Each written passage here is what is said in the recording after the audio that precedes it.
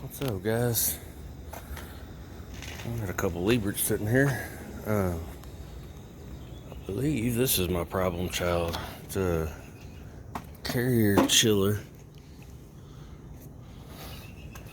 Said there was a lockout on it the other day. It had some kind of communication failure. And then they reset it. It worked, and it's got another alarm code. I don't feel anything running. No, it doesn't feel like water's moving. This is an old thing, so let's dig in, find our control panel, and figure out what our lockout is.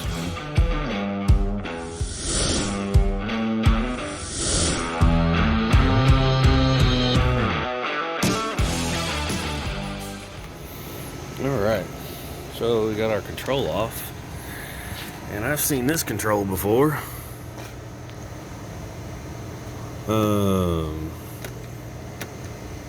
Let's go down to alarms, current alarms, T116,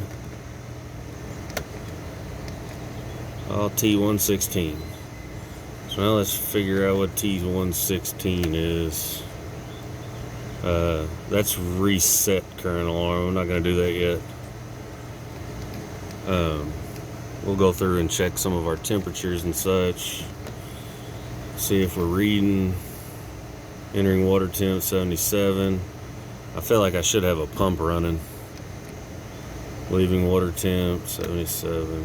Outdoor air temp 48. That's about right. Negative 40. That's a sensor that's not there. It's set point. Alright. So let's dig in and find out what that alarm means. I'll bet it's going to be in this book right here. So I haven't found my lockout code yet. I'm going to have to do some research. It's not in that book there. But let's check our phase real quick, carefully. Screws are stuck in here. Those things are turning where they screw in, of course. So let's go L1, L2. And then L1, L3. And 1, 2, 3. So our phasing is correct. Now, still looking for that 116 to see what caused the alarm. I think it's one of the compressor alarms. So we're gonna pull these panels, look at our compressors. I got 2 motor master drives for the condenser fan motors. This is probably gonna end up being a dirty coil, or probably something maintenance related. I don't know that anything's been done with this thing, but I also don't have a pump running right now, at least, unless it's inside. I haven't seen the pump yet, but all I see is compressors back in there. I got a flow switch right there, and maybe there's a pump back in there somewhere. Let's keep on digging. So I'm just doing all my initial checks. We use our screwdriver,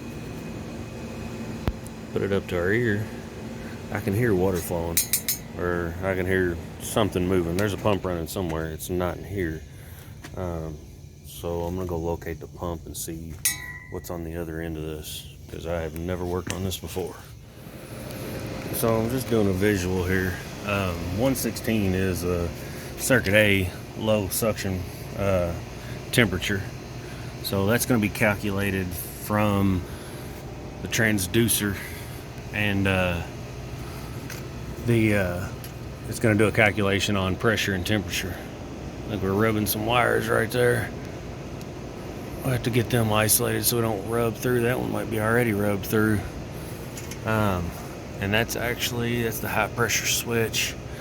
So, oh shit. Basically, it says it unloads a few times trying to get the temperature to read. We got some oil right there and no cap. So we could have a leak. We could have a water flow issue.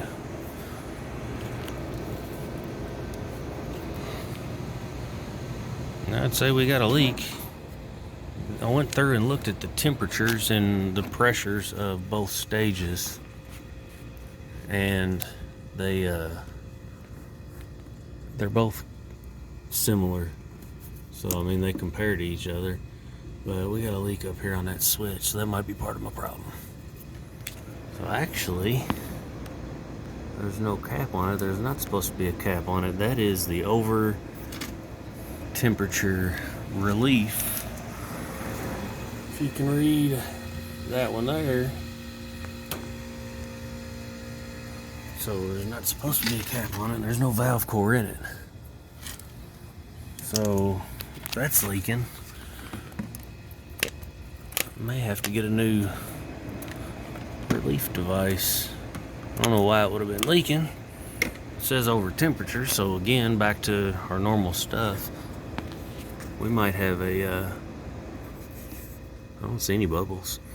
We might have a dirty condenser coil, and maybe it's just hit the pressure relief. You would think that the transducers and everything would cut it off before that. But let's get our probes on, get it started back up, and see what it looks like. Because that really doesn't. I guess if it lost charge, it would make sense for the low temperature. But like I said, all my pressures looked about the same from circuit 1 to circuit 2. And there's oil down here, but it's dry. So it's a little unusual. So just comparing here. I got 53 degree lines basically. Everything's equalized, obviously. 90 psi. Let's go to my pressures. Circuit A, discharge pressure 89. I mean, I'm showing 90. So suction pressure 89. Let's go temperatures. Oh, that's the water temperatures. That's not anything else. So it doesn't actually have temperatures. It's doing the calculation. So it should show me about 53, but we can see I'm within range here. So let's put the panels back on. We'll reset this guy and see what it looks like. Now this guy should cycle. If we run down to alarms, current alarms, RC, RN is reset current. So we're gonna go, what's a password? Damn it, man.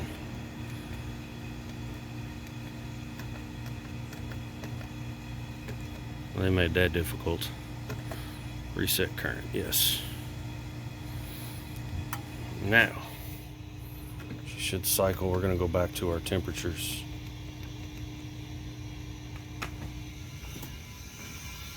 Oh, it's that thing. Hearing noises.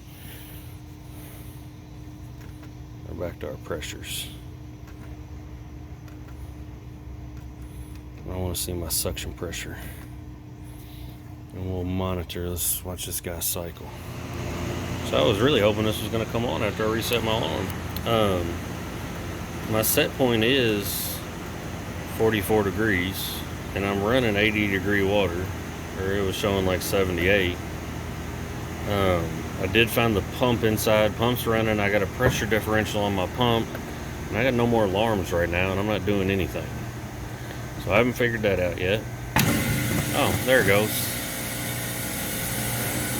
Let's see our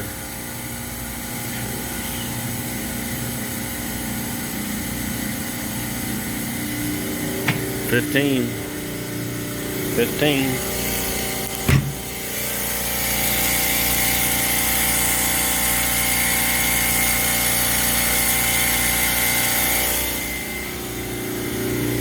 It's like pumping down.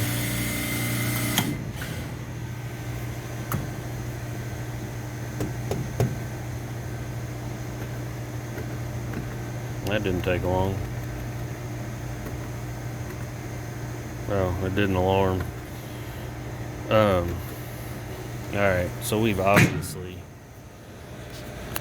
got low pressure. Sight glass looked empty. It didn't even look like it had anything in it, but I'm pumping down either because of refrigerant charge, which I would assume. I'm not sure why it would have hit that over temperature device, but it's probably because the coil's dirty and we got a little bit of everything going on. So I'm not sure what my solution here is. I don't know how much they want to charge this thing. It's R22 and looks like it holds 45 pounds on stage 1, and we're pretty low. So let's keep digging and see. That's it. My valve's cold. It's trying to feed something. It just ain't got nothing to feed. Maybe we can lock stage 2 out or something and get stage 1 and get stage 2 running. I see some liquid moving around in there now.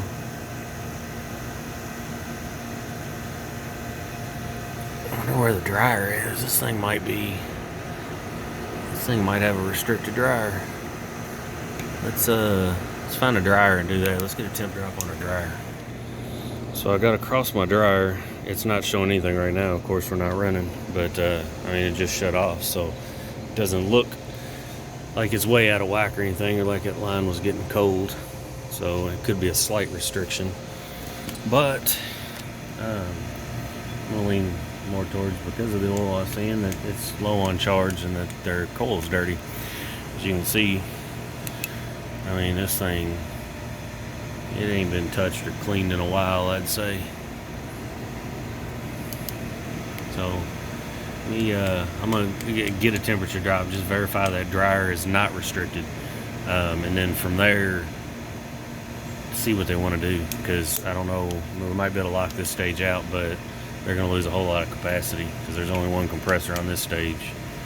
I don't know exactly what all this cools, but I'm going to try to get something going for them. They may just want to dump some refrigerant and see how it goes.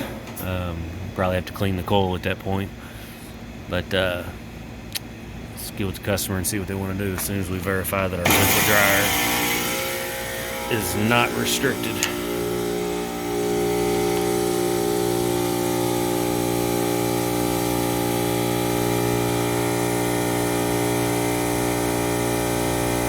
I don't know why the suction line should be the inlet to my dryer.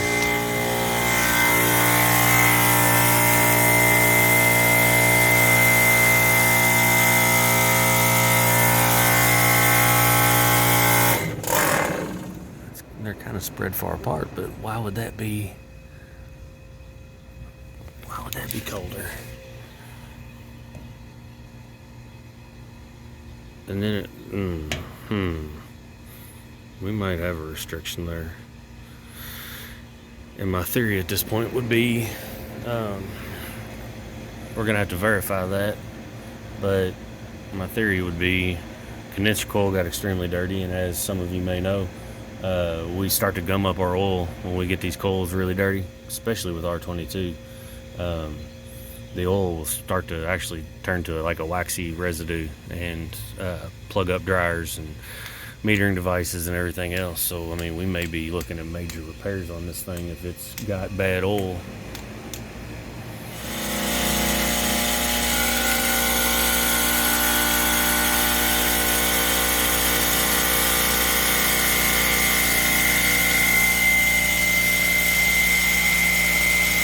We are restricting on that dryer. That is inlet and outlet. I don't know why it jumped up like that. There's something not right there. So as I was checking, you can see where that cap tube was rubbing right there. And I can't tell if it's all the way through, but that one up top looks like it might be all the way through.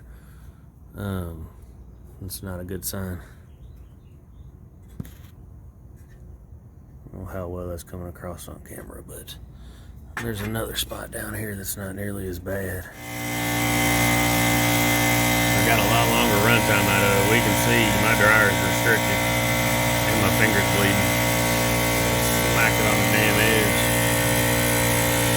But I got no liquid there. I cranked my valve open and it's actually running, but it ain't right.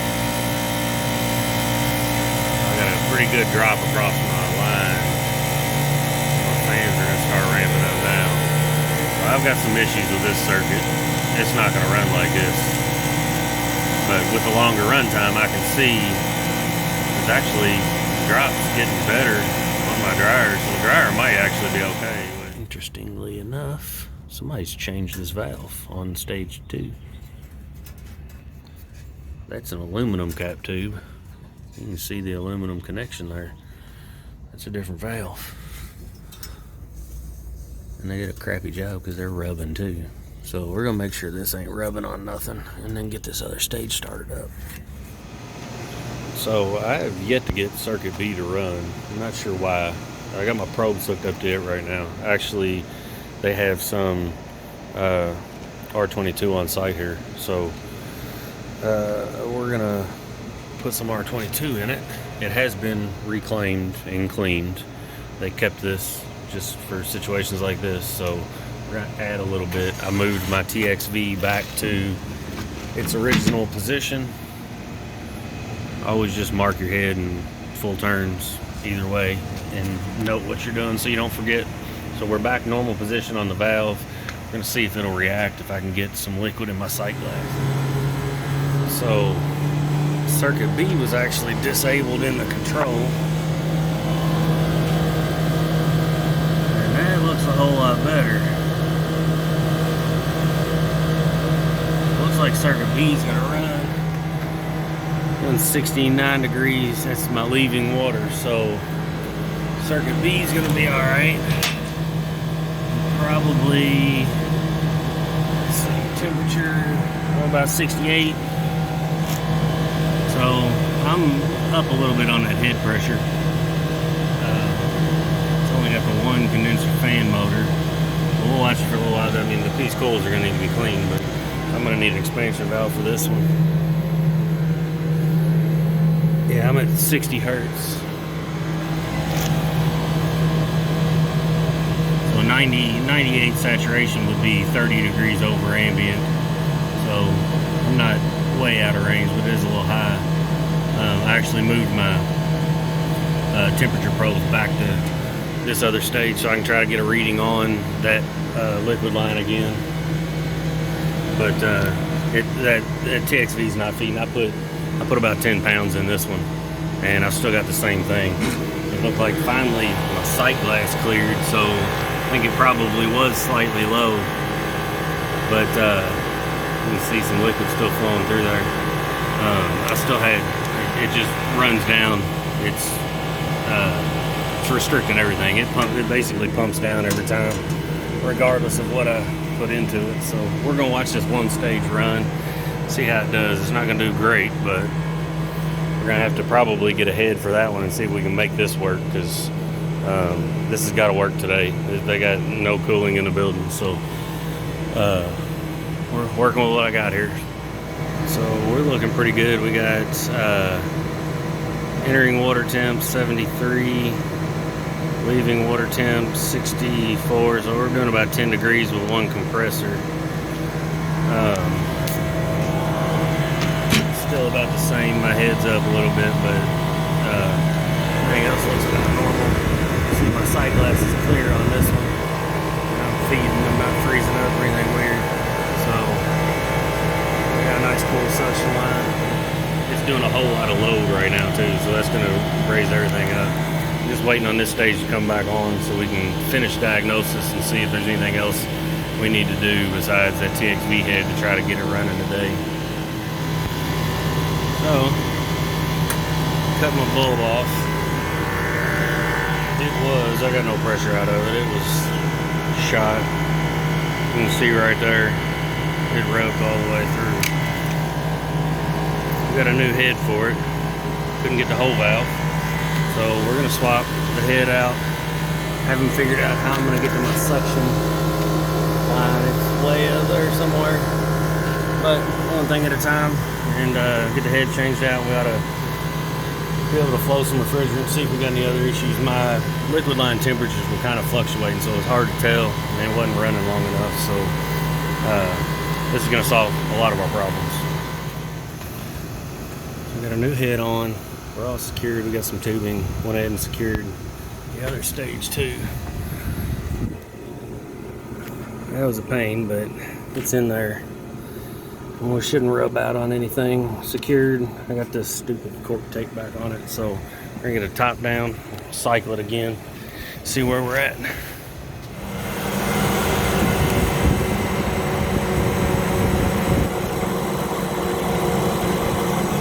Got a clear sight, that's good. Not freezing up. Got a good suction pressure. All right, now we're on to something. Oh, that looks good. The head was the only problem. You can see that's my liquid line in and out of my dryer. My batteries were dying, so they were a little bit off to start with. But this is actually outlet of my dryer, so it is a little cooler. We might have a restriction starting, but not to the point where it's going to cause us to replace it at this point. They're still kind of floating, but close enough. I'm happy with that. We're looking good there. Got a good warm liquid line. We're feeding the refrigerator.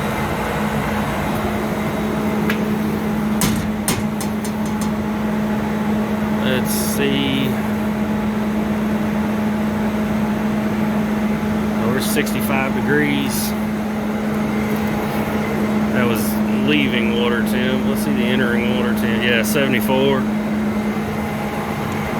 So that'll be good to go. We're probably going to have to pull a little bit of refrigerant out of this thing. Put back in a little bit.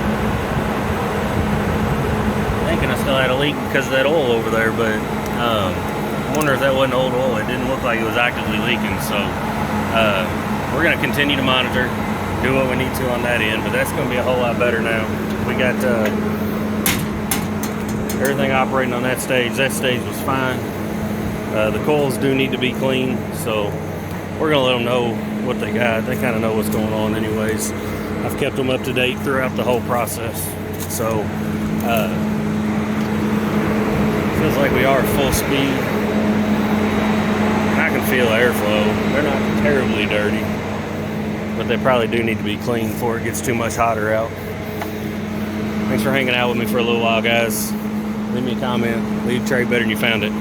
See y'all next time. So we are running full speed. I got people cutting grass around me, but we can calculate. I'm back on my suction line. It's 57. So if we take, is that about 50 degrees saturation temp? We're running about 7 degrees superheat right now. And then subcooling, the liquid line's 83. We're running high on my subcooling, 100 and a little over 100. It's about 70 out right now, so 100 would be 30 degrees over ambient, but subcooling's up a bit. About 20 degrees or so. So we're gonna still remove the charge that we had, and then we ought to be good to go on this guy. Everything's looking about perfect. 60 degree leaving water temp. And we got a clear sight glass.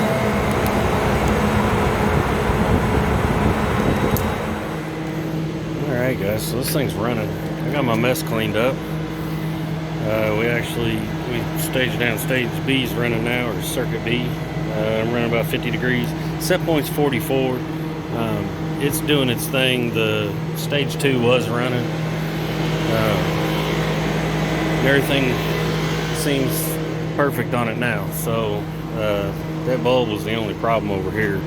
We did note everything else as far as the relief valve that had the oil on it, and what else did we note? I don't even fucking remember. Oil on the relief valve and the condenser coils that need to be cleaned, but they're not awful right now, and we're maintaining. Actually, temp's coming down inside, so we're gonna be good to go. I tagged it with everything I did, everything I found. We got our mess cleaned up almost, and I'm gonna get the hell out of here. Leave the trade better than you found it, guys. See y'all next time.